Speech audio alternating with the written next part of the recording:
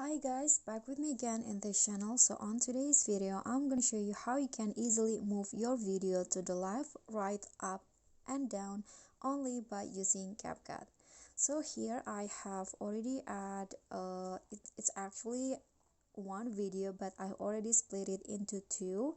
So to make it move it to the left or right, you just need to zoom in the clip first like this and add a keyframe, then move the video.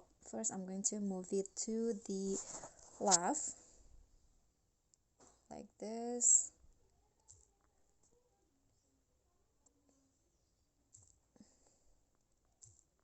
Okay, and then go to the end of the video, then move it back again to the right.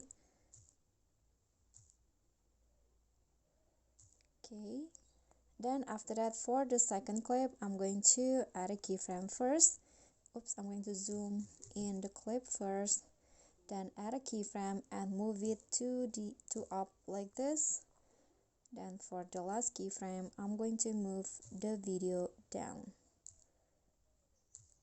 Okay, then the result will go like this. So the video will be moving left, right, up and also down.